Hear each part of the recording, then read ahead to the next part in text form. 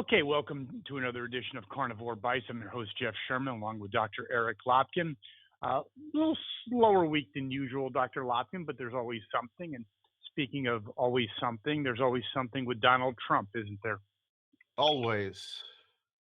Um, Obviously, a big character flaw.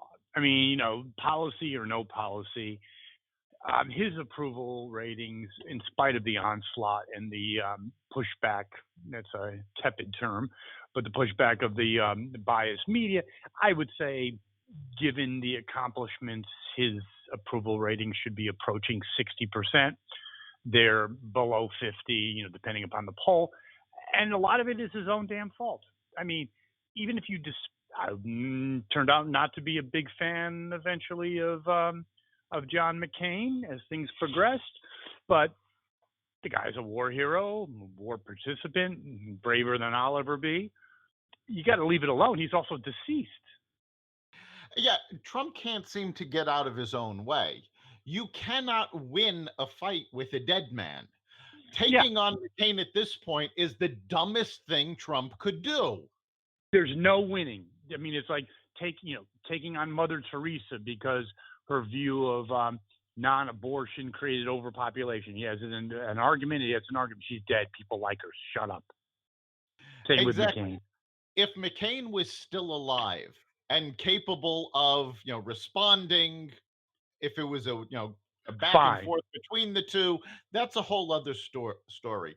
The fact that he passed away, he's unable to defend himself. His family is going to defend him, but it makes Trump look awful attacking a dead man. Yeah, he did. Do you agree with me? Because it's not really worth spending too much time on this. That if it wasn't for himself and his own idiosyncrasies, as a kind of a not doing it justice. If it wasn't for his abnormalities and his immaturity, really, that his numbers would be maybe approaching 60. Oh, his numbers would be much higher. I mean, he's got two main character flaws that keep tripping him up. One is that he keeps taking things personally, and two Yeah, is it's a that thin he ego. won't. Yeah, and two is that he won't let things go.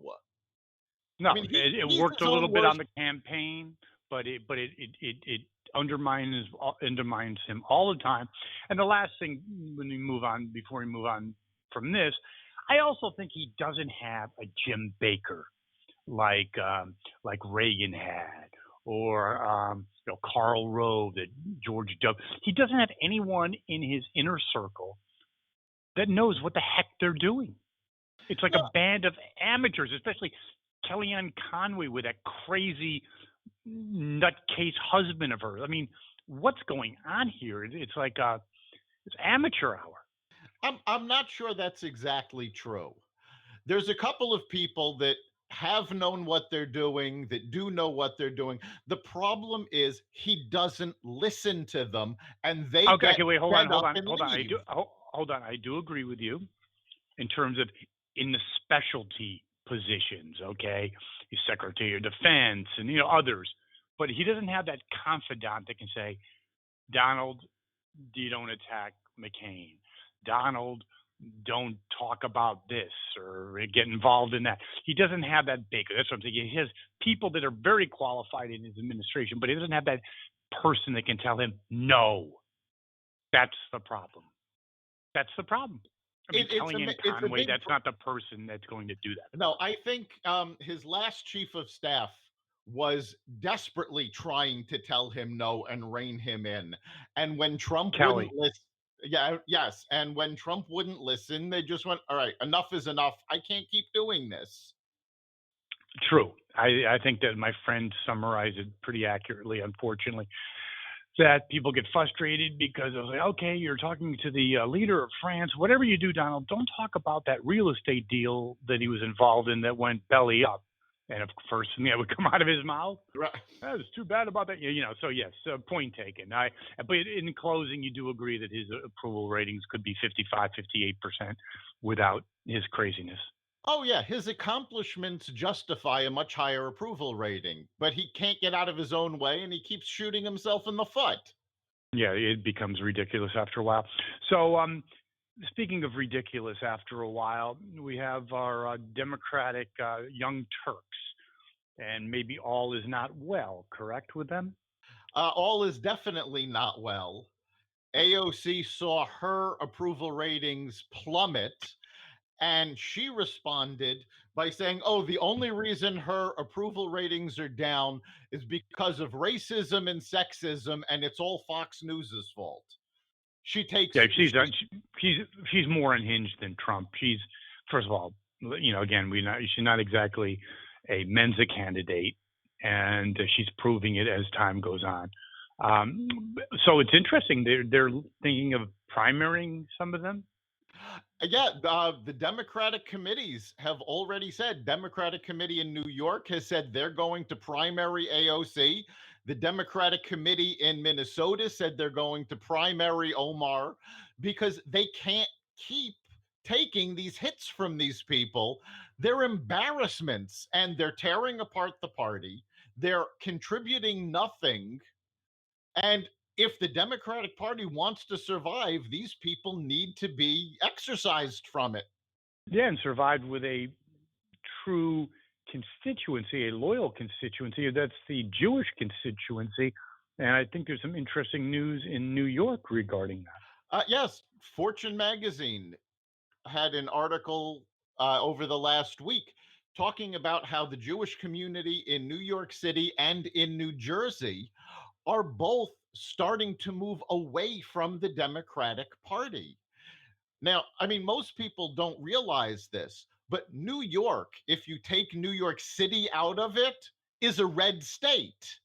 If the Jewish community in New York suddenly turns Republican, they've got a good shot of losing New York and New Jersey.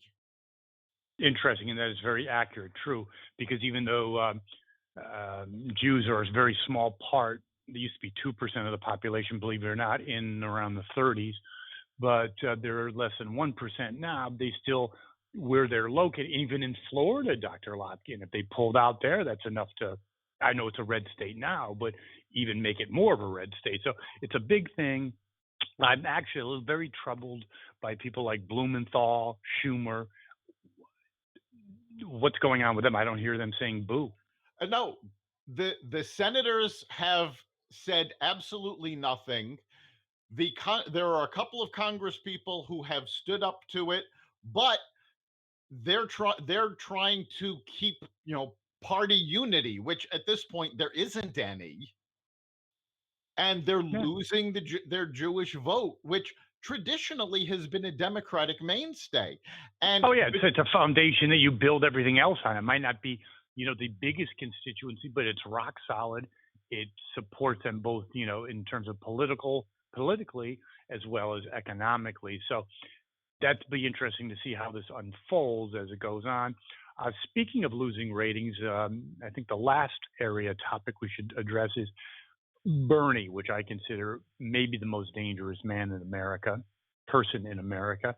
They say that he's starting to lose some popularity. What do you think of that, Dr. Lopkin? he's lost a lot of popularity because over the last few years, people have realized that what he was talking about simply wasn't true. If you Do you remember think during that's really it? well, Do you think that's really it? if you remember during the 2016 campaign, he kept talking about Finland and how we could use Finland as a model, and he was very big on Finland. Well, Finland just lost its government because the cost of the programs that Bernie wants to copy is more than the country can handle. Everything that he said, if you look at the European countries that have certain socialist programs, if you look at the Nordic countries, all of those programs are falling apart. And he is now coming across like a crazy person. Yeah, actually, I think in closing, and I want your final comment on that, I believe that he was a phenomenon, more of an emotional phenomenon, a pushback from Hillary, right place, right time. But he was never really put under the microscope. It was, feel the burn. It was a cult of personality. I think, as you're kind of alluding to, when given some introspection, his gig is up. Yes or no? Yeah, I think it's less that he was, a cult of personality. I think his audience loved the idea of getting free stuff, and they also hated Hillary. So he was the only option they had, really. I think a lot of the Feel the Burn was really more of an anybody but Hillary.